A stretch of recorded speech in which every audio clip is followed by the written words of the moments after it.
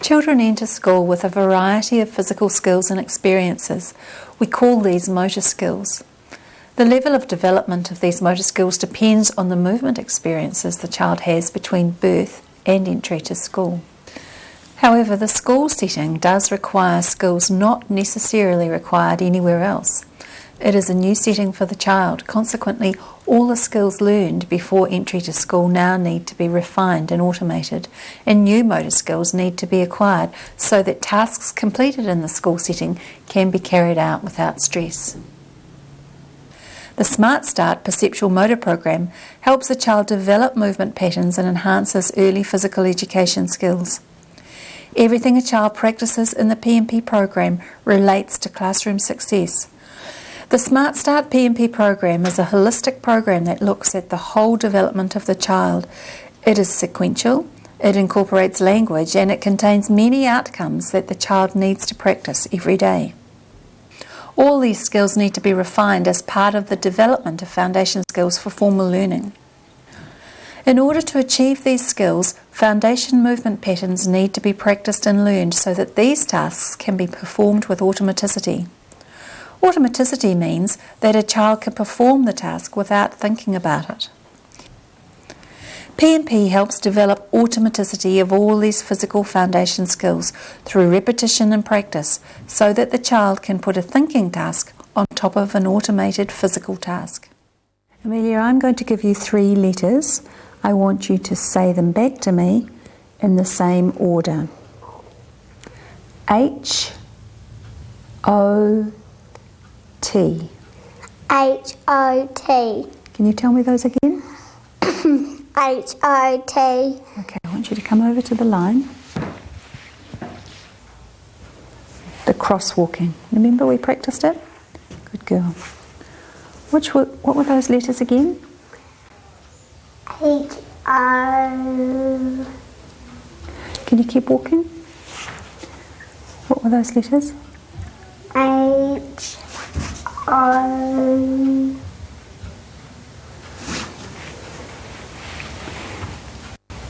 Keep walking. H-O.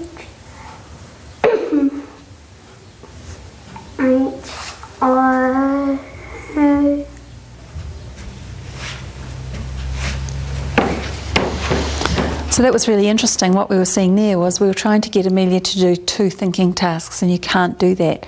She was focusing on the cross-patterning until I asked her to repeat the 3 letters. When I asked her to do that, she had to stop cross-patterning. You can't put 2 thinking tasks together. Right. So when we come back into the classroom, if children haven't got their motor skills developed, they'll have difficulty manipulating a pencil. What they'll be thinking about is, how do I hold the pencil? Which way does the A go? They won't be thinking about what they're writing, because you can only do 1 thinking task at once. So what we aim to do is to develop the motor skills first so that we can put a thinking task on top. Right. There are 3 parts to the Smart Start PMP program. The floor session is where the technique is taught before the equipment session. We do fine motor movements and movement to music as well. This is usually taken by the classroom teacher in the classroom, and only small equipment is required. With the equipment sessions, the programs run in stations. There are 5 stations, and the children spend approximately 5 minutes on each one. They're numbered and they're completed in numerical order. The lowest numbered card is the card that's been in the program the longest. That's the card the teacher will evaluate. Every child will be evaluated as they come through. The next day we do PMP, that card will have left the program. Because we took out a green card, which is eye-hand coordination, we put the next numbered eye-hand coordination card in the program. That day, we're going to evaluate card 58, which is a fitness station. Then that one will leave the program. And because we took out a red card, we put the next red card in. And that's how the cycle goes. The idea being that we practice and practice and practice, and then we evaluate. It's a simple evaluation completed by the classroom teacher or someone involved in the program. Straight after PMP, and this is the language follow-up, the children sit down and they discuss and show their understanding of the word that we focused on. This helps the children take the word from the real sense into the written form. So they're rolling the ball into the box, and then they're going to learn about how else I can use into and what does the word into look like. It helps the children to gain the understanding. Because PMP is a doing program, children gain learning about language through experiencing it. Language follow-up sessions take the word from the experience of doing it to the symbolic form where it's written. The PMP program is language-based.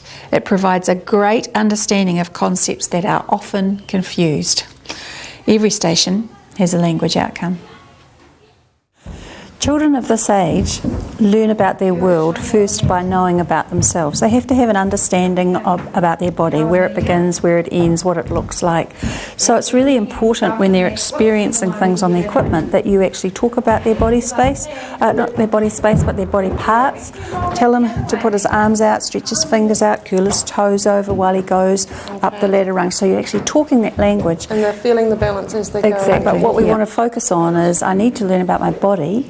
So therefore, while you're telling him about his body parts, he's actually doing it, so he's internalising it, and that's the secret to it. Gotcha. Yep. Okay, all right, so Jacob, so I'm going to hold on now. You do need to curl your toes, okay, but I want you to stay straight and I want you to look straight ahead. Okay, keep those wings out and you see how well you fly. Turn your toes over. That's it. Okay. Good boy. Just stretch and stretch. Okay, feel those knees? Feel the weight that you're putting on each of those knees. And it's good that you're supporting him, because obviously it's quite a challenging thing for him. You're supporting him with both sides too, which is really good. Arms out, curl those toes. You might have to go a bit slower, Jacob, because when they go slow, it's great, because then they have to think about where every single part of their body is.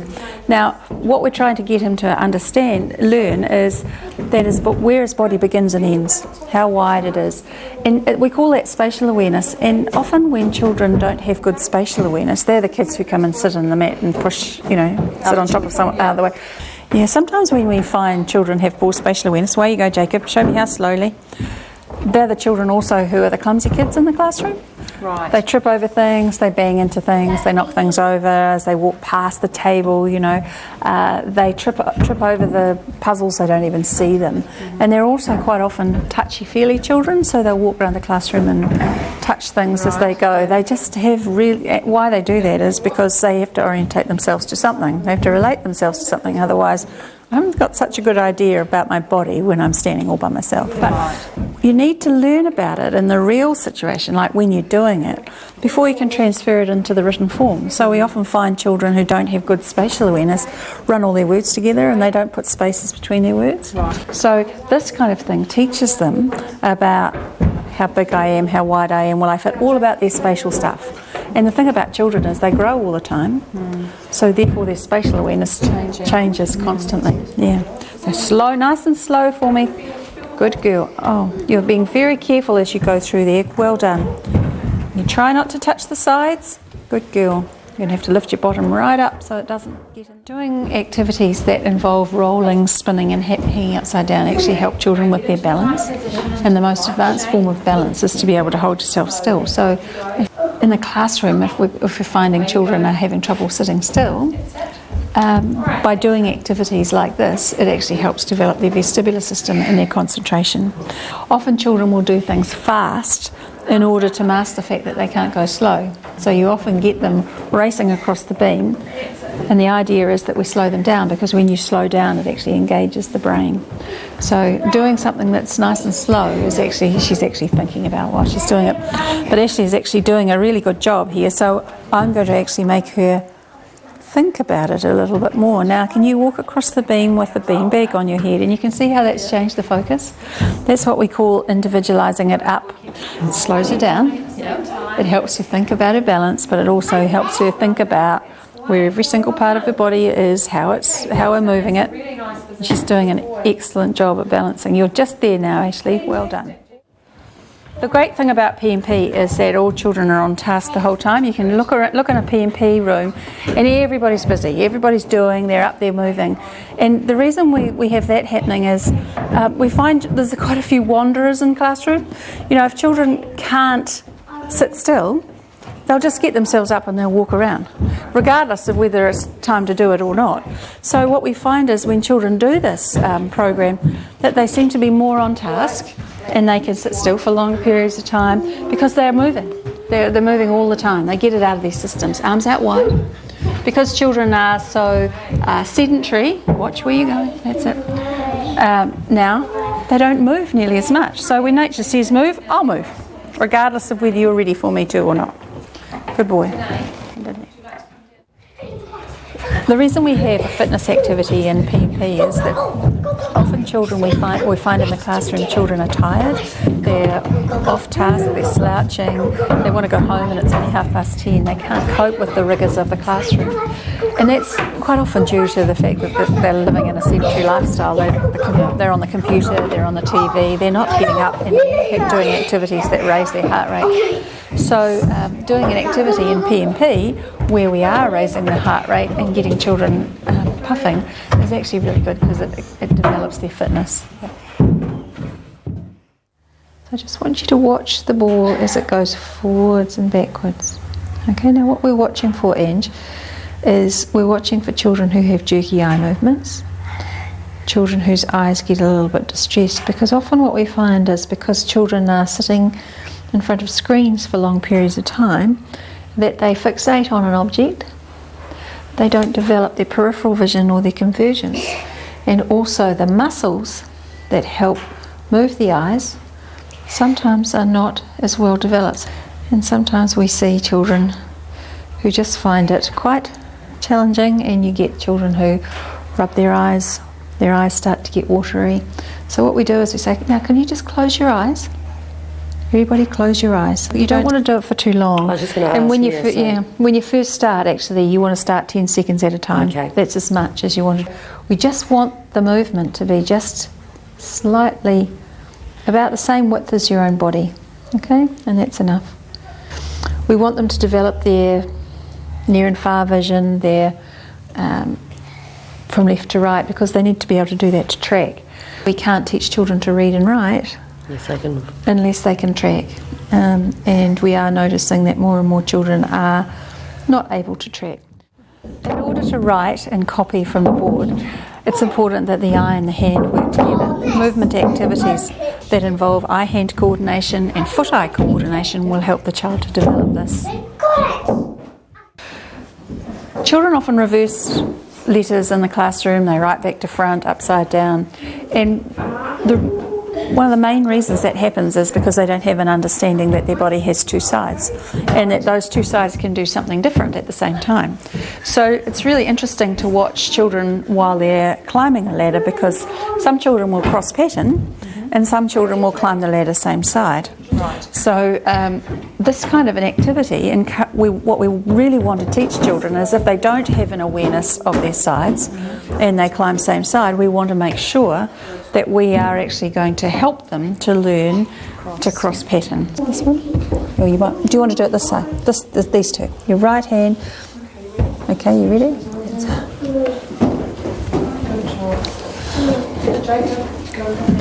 What you can see there is that she's going to move. Keep going. She's moving her hands and then her feet. So there's often a midline here that needs some work. Come on. Good. Okay. What about if we try and do it on the floor first before the ladder? Okay. So you watched what Jill's doing. I'm going to move like a monkey. I'm going to go. So I've got opposite arm, opposite leg. You do it on the floor first for me. Put your bottom up. This hand and this foot going to move. Ready, go. Good girl. And now this one. Good girl. And this one. And this one. Excellent. Okay, do you think you could try it on the ladder now? This leg. And now this. Oh, she's got it. Good girl. Oh, I'm so proud of you, Amelia, and you can jump off. Sometimes when children don't have an understanding that their body has two sides and it can do some different things on different sides, we often find that they have an overflow, which means sometimes the mouth moves at the same time, sometimes they have difficulty, when they're opening and closing their legs. If you find you've got children who are having difficulty doing it on the equipment, pull them onto the floor so you can individualise them down. Develop the skill first, because we only want to do... Yep. We can only develop one thinking task at once. So we do it on the floor, she establishes that, it's really great, and then what you find is when she gets on the equipment, are you ready? She's a rock star and she can do it. You can climb up like a monkey. Like a monkey? Yep. Another reason that we get children to cross pattern is because that helps to establish dominance of which side they're going to write with.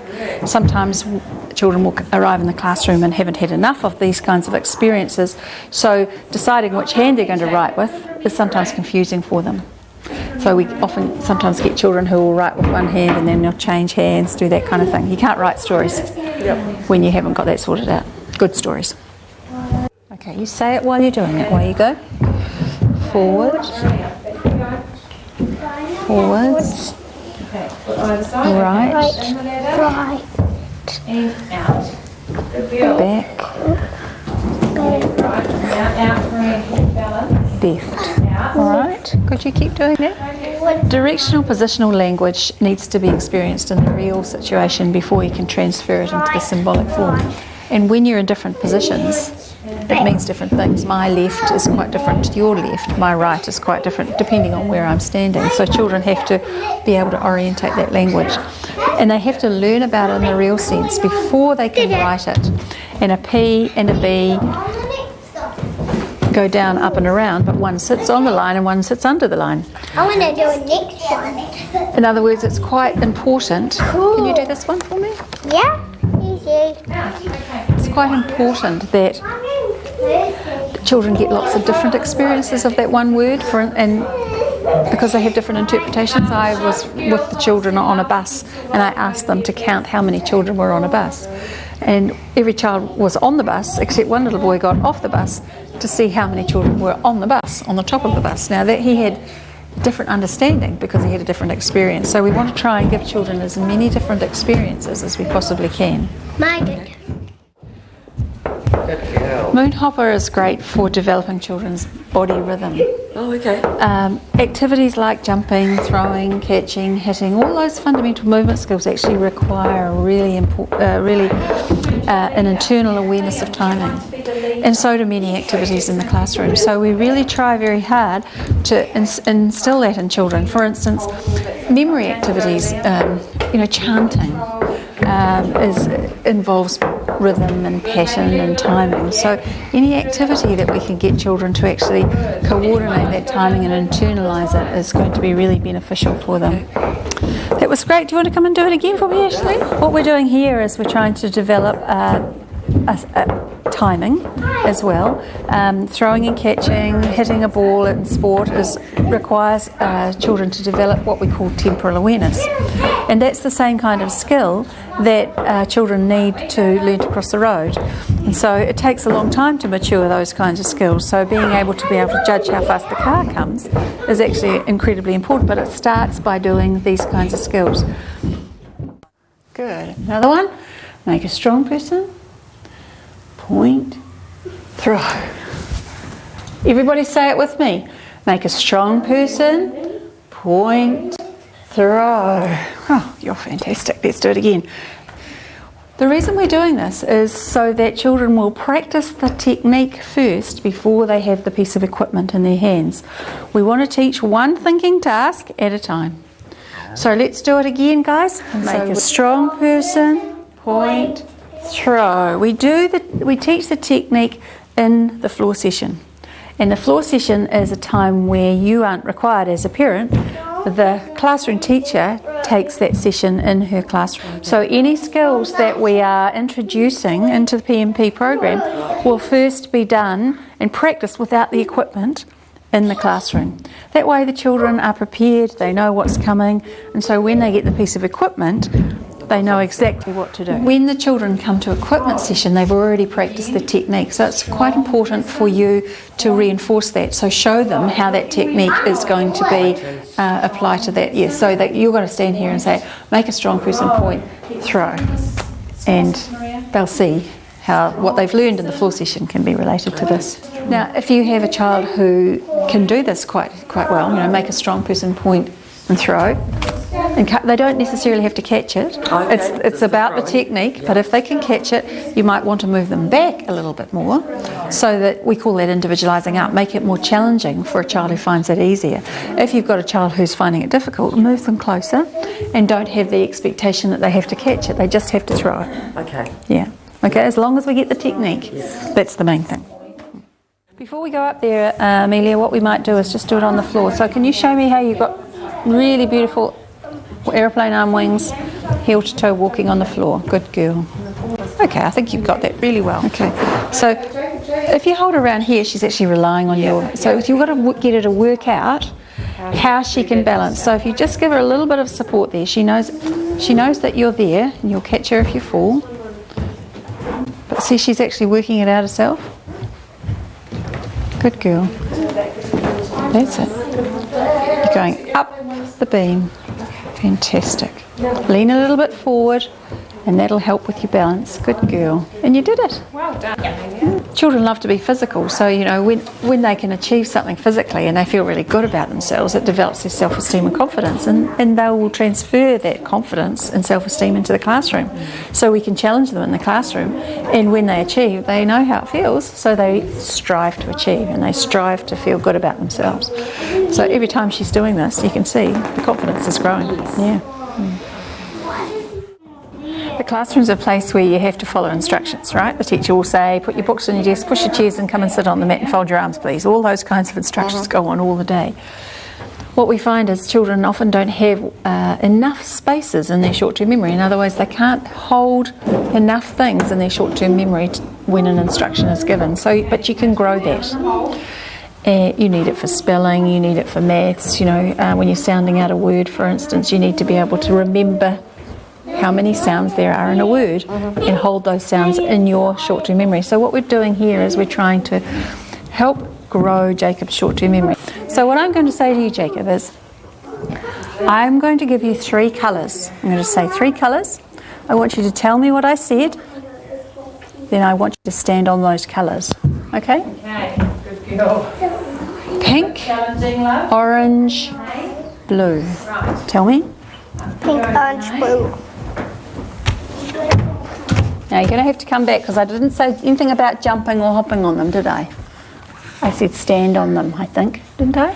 So I'll give you a different one this time. You ready? Right, you ready? Now nice and slow and walking on each one.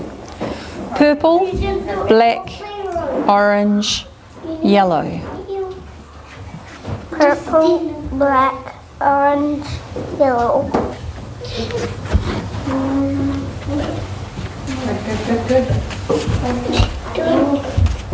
Gorgeous, yeah. Black, green, blue, yellow. Tell me. Black, green, blue, yellow.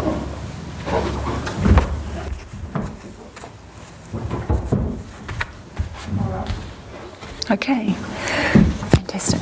Now, what we saw there was I said black, green, blue, yellow, but he did it in a different order. What that tells us is that he doesn't quite have 4 spaces sequentially in his short-term memory. Now, when he comes to spell a word with 4 sounds in it, he's going to get those sounds muddled up.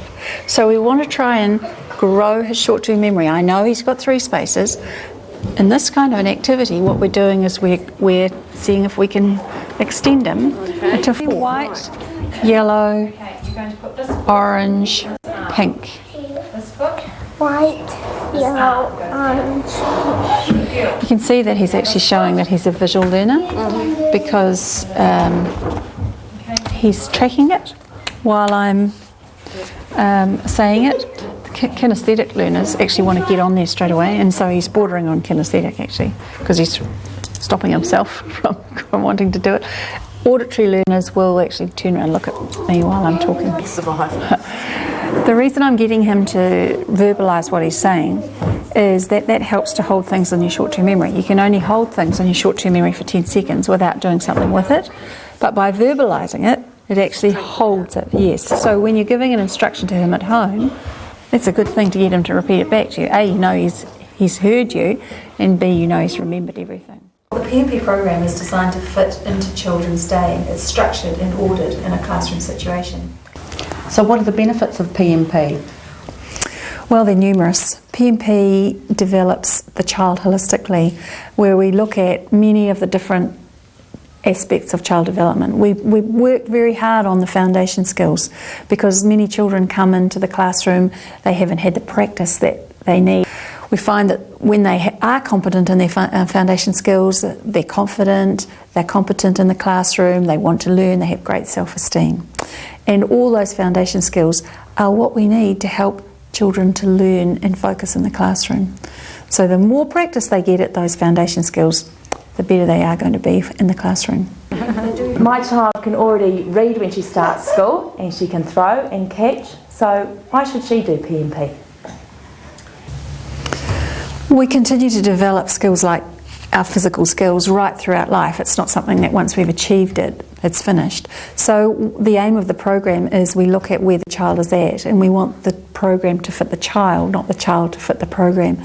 So what we do is we individualise up, we individualise down, we challenge a child who finds the task easy by perhaps putting a beanbag on their head. And if a child is having difficulty, we individualise it down. So the outcome is always self-esteem and confidence. And if the child feels good about themselves, look out world, here I come.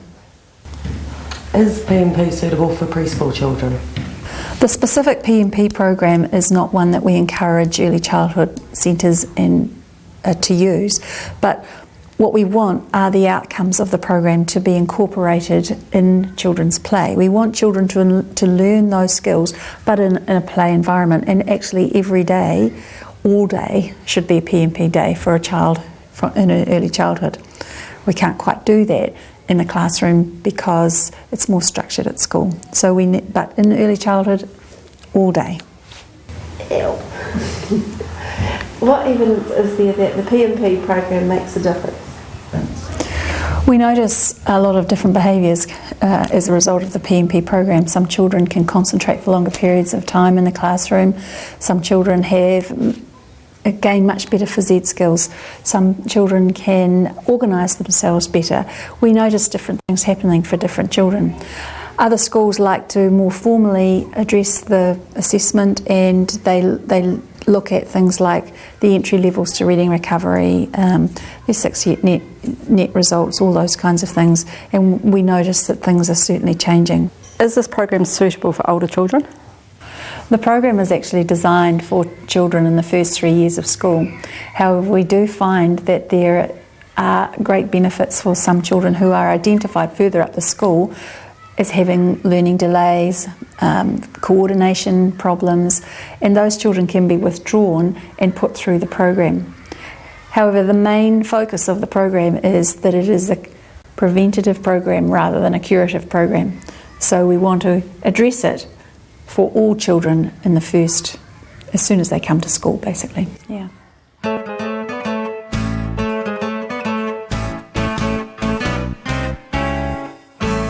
Happy sticks go tapping down. Happy sticks go tapping down. Tap left and right.